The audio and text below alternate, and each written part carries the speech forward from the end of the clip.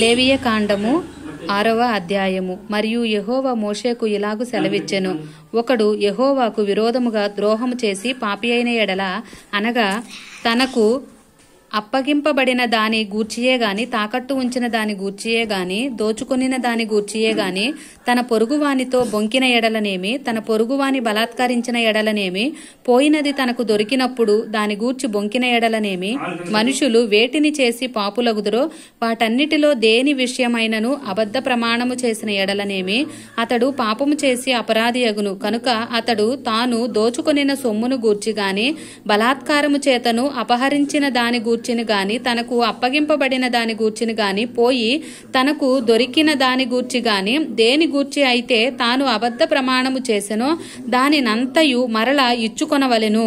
ఆ మూలధనము ఇచ్చుకొని దానిలో 5వ వంతును తాను అపరాధ పరిహారార్థ బలి అర్పించు దినమున సొత్తుదారునికి ఇచ్చుకొనవలెను. అతడు యెహోవాకు తన అపరాధ విషయములో నీవు ఏర్పరుచు వెలకు మందలో నుండి నిర్దోషమైన పొట్టేలును యాజకుని యొద్దకు తీసుకుని రావలెను. ఆ యాజకుడు యెహోవా సన్నిధిని అతని నిమిత్తము ప్రాయశ్చిత్తము చేయగా, అతడు అపరాధి అగునట్లు తాను చేసిన వాటన్నిటిలో ప్రతి దాని విషయమై అతనికి క్షమాపణ కలుగును.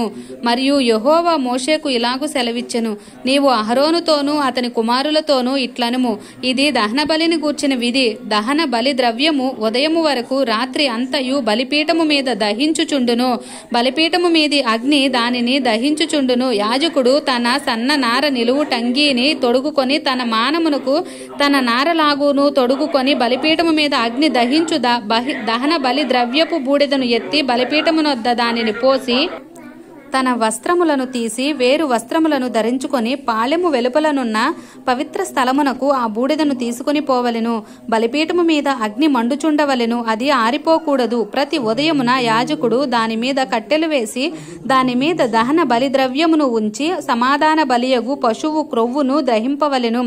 బలిపీఠము మీద అగ్ని నిత్యము మండుచుండవలెను, అది ఆరిపోకూడదు. నైవేద్యమును గూర్చిన విధి ఏదనగా, అహరోను కుమారులు యెహోవా సన్నిధిని బలిపీఠము నెదుట దానిని అర్పించవలెను. అతడు నైవేద్య తైలము నుండి దాని గోధుమ పిండి నుండి చేరెడు పిండిని నూనెను దాని సాంబ్రాణి యావత్తును దానిలో నుండి తీసి జ్ఞాపక సూచనగాను వాటిని బలిపీఠము మీద యెహోవాకు ఇంపైన సువాసనగాను దహింపవలెను. దానిలో మిగిలిన దానిని అహరోనును అతని సంతతి వారును తినవలెను. అది పులియనిదిగా పరిశుద్ధ స్థలములో తినవలెను. వారు ప్రత్యక్షపు గుడారము యొక్క ఆవరణములో దానిని తినవలెను. దాని పులియబెట్టి కాల్చవలదు. నా హోమ ద్రవ్యములలో వారికి పాలుగా దాని ఇచ్చియున్నాను. పాప పరిహారార్థ బలివలెను, అపరాధ పరిహారార్థ బలివలెను, అది అతి పరిశుద్ధము. అహరోను సంతతిలో ప్రతి వాడును దానిని తినవలెను. ఇది యెహోవా హోమముల విషయములో మీ తరతరములకు నిత్యమైన కట్టడ. వాటికి తగిలిన ప్రతి వస్తువు పరిశుద్ధమగును.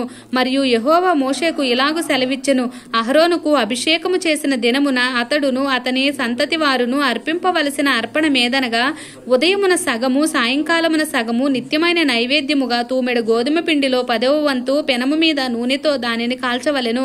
దానిని కాల్చిన తర్వాత దానిని తేవలెను. కాల్చిన నైవేద్య భాగములను యెహోవాకు ఇంపైన సువాసనగా అర్పింపవలెను. అతని సంతతి వారిలో అతనికి మారుగా అభిషేకము పొందిన యాజకుడు అలాగుననే అర్పింపవలెను. అది యెహోవా నియమించిన నిత్యమైన కట్టడ. అదంతయు దహింపవలెను.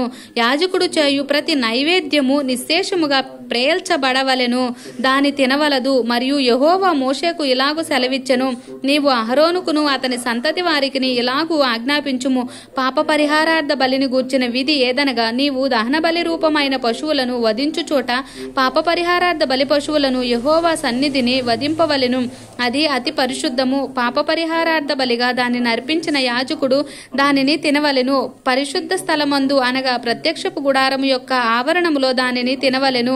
దాని మాంసమునకును తగులు ప్రతి వస్తువు ప్రతిష్ఠితమగును. దాని రక్తములోనిది కొంచెమైనను వస్త్రము మీద ప్రోక్షించిన ఎడల, అది దేని మీద ప్రోక్షింపబడెను దానిని పరిశుద్ధ స్థలములో ఉదుకవలెను. దాని వండిన మట్టి కుండను పగలగొట్టవలెను. దానిని ఇత్తడి పాత్రలో వండిన ఎడల దాని తోమి నీళ్లతో కడగవలెను. యాజకులలో ప్రతి మగవాడు దానిని తినవలెను, అది అతి పరిశుద్ధము. మరియు పాప పరిహారార్థ కృతజ్ఞత బలిగా తేబడిన ఏ పశువు రక్తములో కొంచెమైనను అతి పరిశుద్ధ స్థలంలో ప్రాయశ్చిత్తము చేయుటకై ప్రత్యక్షపు గుడారంలోనికి తేబడునో ఆ బలి పశువును తినవలదు, దానిని అగ్నిలో కాల్చివేయవలెను. ఆమేన్.